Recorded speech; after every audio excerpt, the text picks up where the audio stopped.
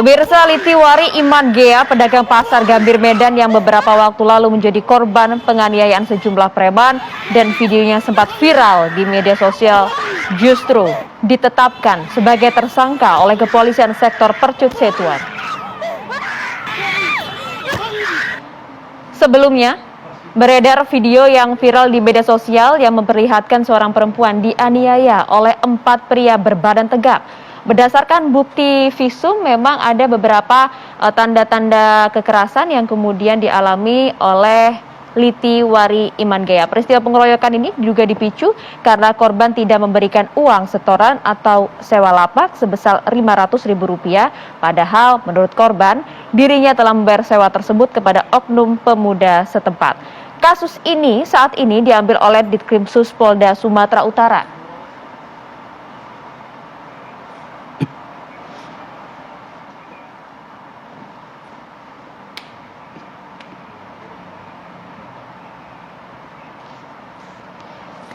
Ya pemirsa, kita akan coba cari tahu mengenai hal ini karena ini juga kemudian menjadi perhatian banyak pihak, bahkan tagarnya cukup ngeri ya Via, kalau kita lihat di media sosial. Sebetulnya kita ingin sekali mendapatkan komunikasi kita dengan yang bersangkutan pada pagi hari ini. Sambil menunggu koneksi Skype, mungkin kita bisa mendengar suara yang bersangkutan dulu kali ya, melalui sambungan telewicara dulu begitu mungkin. Ini sudah ada bergabung sama kita korban atas nama Litiwari Iman Gea. Selamat pagi.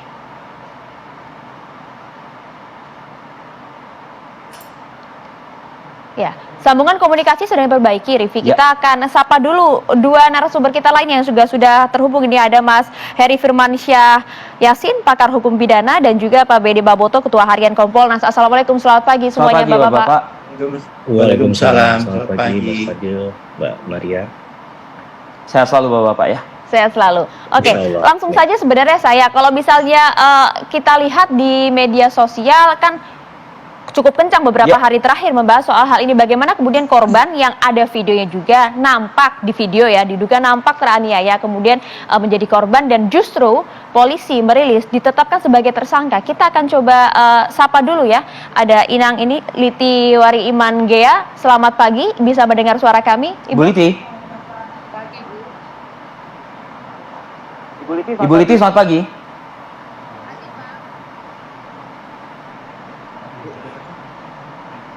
Bu Liti mungkin bisakah didekatkan ke mulut Bu, mungkin kabel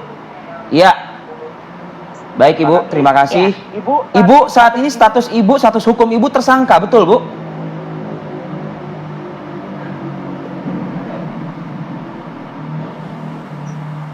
Ibu Liti? Betul Pak, betul. Tersangka atas tudingan apa Bu? Atas dugaan apa Bu? Sama-sama mengkeroyok ini bilang orangnya. Oke, dugaannya kan mengkeroyok ya Bu, tapi kalau dari sisi Ibu sendiri sebenarnya kronologi kejadiannya seperti apa? Aduh. Oke, kita perbaiki komunikasi. Kita perbaiki komunikasi dengan Ibu Liti. Saya ingin ke Mas Heri terlebih dahulu deh ya, ahli hukum pidana kita. Mas Heri, seseorang didatangi oleh oknum preman. Dari cerita yang beredar di masyarakat, korban kemudian ada melakukan semacam upaya bela diri gitu ya. Fisik memang, tapi dibalas juga dengan fisik juga kepada korban, bahkan hingga menyebabkan ada beberapa luka lah begitu ya. Nah saat ini status mereka berdua tersangka Mas Heri. Bisakah dihukum kita demikian? Bukankah harus ada pola sebab akibat dalam aspek hukum?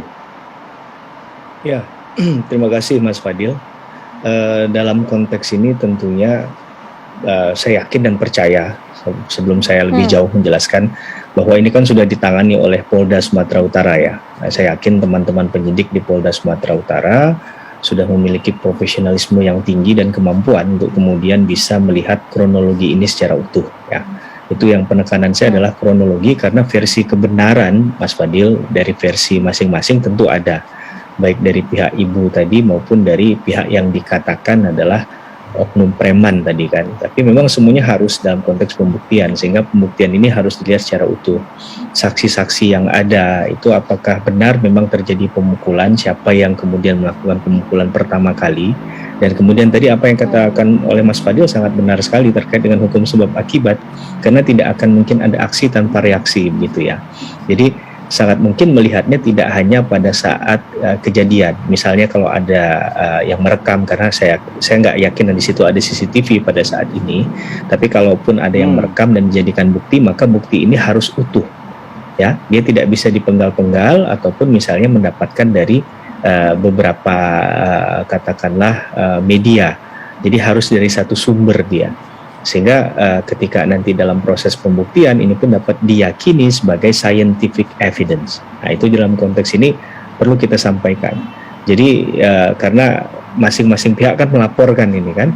Nah, ini kalau dalam konteks hukum biasa sih sebenarnya Mas Fadil dan Mbak Maria ya, untuk menempatkan orang pada posisi yang sama lagi begitu kan. Maka pihak yang satunya akan melaporkan begitu. Okay. Mas Heri, tapi kan korban tentu tidak akan memukul ya. Sekali lagi, memukul atau menganiaya itu tidak dibenarkan oleh hukum begitu ya.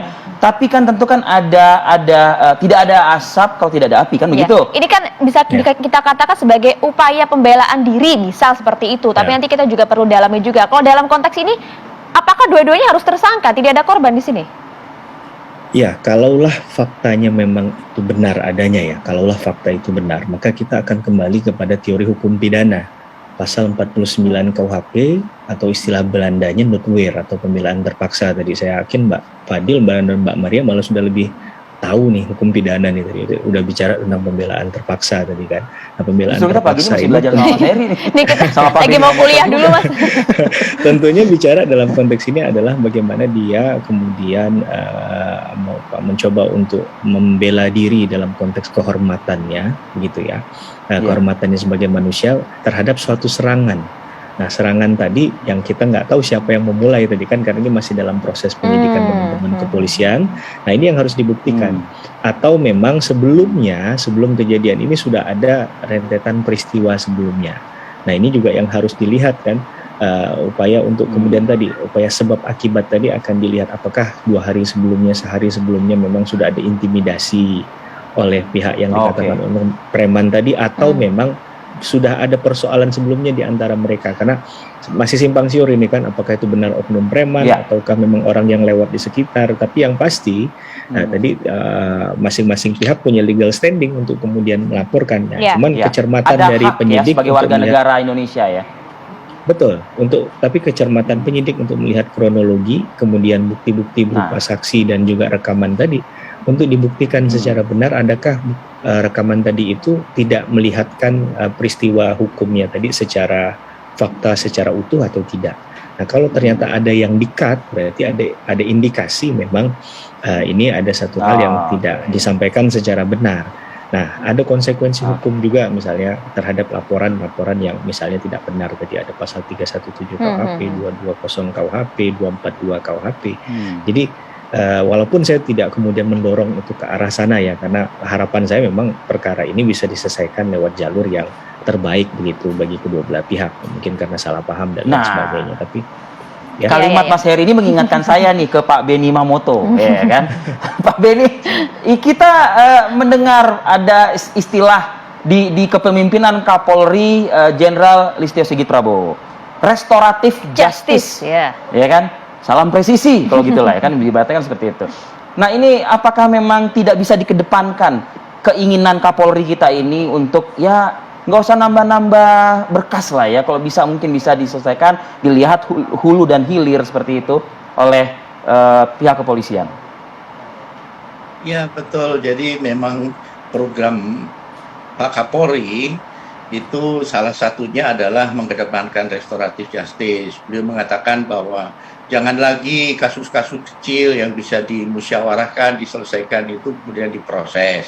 Bahkan terakhir ini beliau sudah mengeluarkan peraturan kepolisian nomor 8 tahun 2001 itu tentang penanganan tindak pidana dengan keadilan restoratif. Nah, dalam konteks ini kita semua tahu bahwa ada fenomena baru yaitu pengawasan oleh publik melalui media sosial. Jadi kami selaku pengawas eksternal ini ibarat lari itu berkejaran dengan pengawasan oleh publik. Karena publik begitu memviralkan satu kasus, terlepas dari dia tersangka, pelapor, menyangkut pelayanan dari Polri, setelah viral maka mau tidak mau kita berkejaran untuk bagaimana mengklarifikasi, meminta informasi. Jadi kami sudah mengklarifikasi kepada Irbasda Polda Sulut, kemudian Kapolrestabes Medan tentang kasus ini. Jadi memang penanganan awal oleh Polres, di mana para pihak ini saling melapor, memang sebaiknya itu ditangani oleh satker yang berbeda, supaya tidak timbul kecurigaan. Jangan sampai nanti ada kecurigaan, wah ini berpihak ke tersangka yang sudah ditahan, kemudian akhirnya si ibu ini dijadikan tersangka dan sebagainya. Jadi menurut kami, langkah yang diambil sekarang dengan menarik kasus ini yang ibu ditangani oleh via Polda, kemudian yang tersangka ini sudah ditangani oleh Polrestabes, itu langkah yang bagus dan sudah akan dilakukan gelar perkara besok untuk nanti melihat apakah penetapan ibu ini sebagai tersangka sudah melalui proses sesuai dengan Perkap yang diatur nomor 6 tahun 2019 tentang tindak pidana penyidikan. Nah inilah langkah yang sedang diambil. Jadi memang saat ini kecepatan menjadi penting untuk bagaimana merespon harapan publik untuk segera hal ini tidak viral kemudian menimbulkan opini yang tidak menguntungkan buat Polri. Nah, antisipasi menjadi penting di era medsos ini karena kami sendiri di Kompolnas banyak menerima laporan berangkat dari viralnya satu kasus.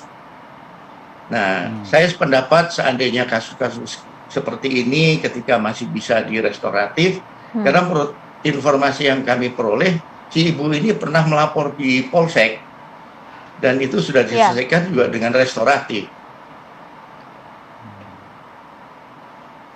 Ya, oke. Kalau begitu kita akan coba tanyakan langsung ya ke Ibu Lita bagaimana sebenarnya ini konstruksi kejadiannya, siapa kan tadi pertanyaannya siapa sebenarnya yang memulai terlebih dahulu dan juga bagaimana kemudian proses hukumnya ini berjalan. Tapi usai jeda ya kita akan lanjutkan nanti sesaat lagi Ibu dan juga Bapak tetaplah bersama kami di Apa Kabar Indonesia Pagi.